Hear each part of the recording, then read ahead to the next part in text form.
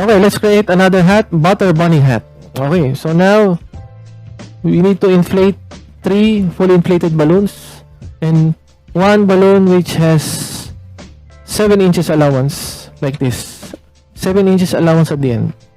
Now, let's connect these two like this. Okay. And now, you need to measure the size of your head for this.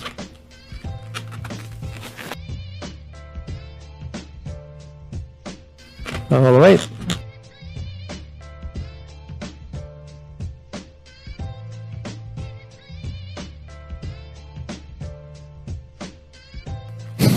Now put this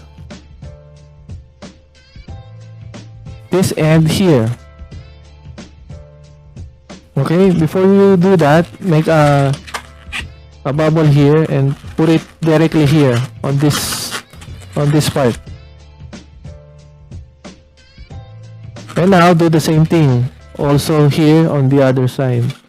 But of course, you need to make a small bubble here.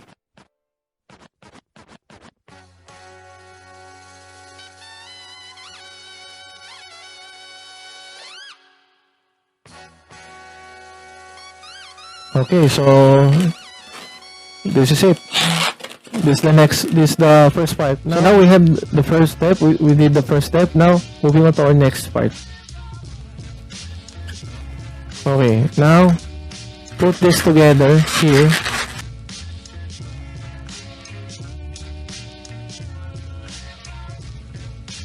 Now put through this yellow balloon, this orange balloon here.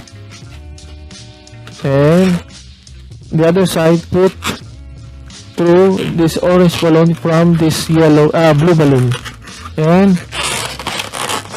twist this around here, lock it up, just like that.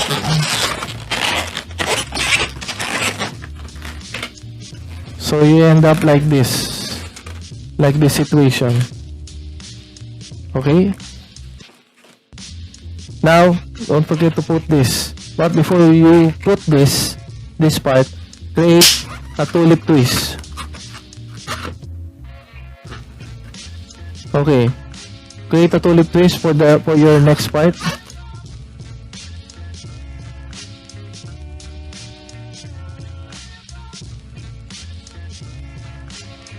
And put it here. Put it here, okay? Just put it here.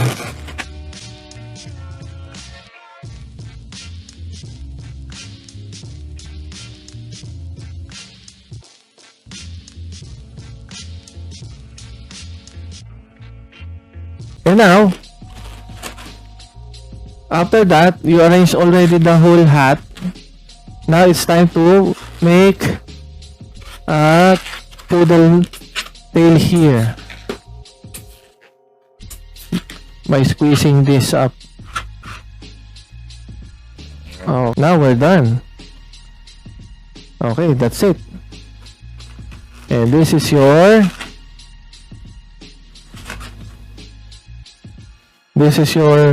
butter bunny rabbit.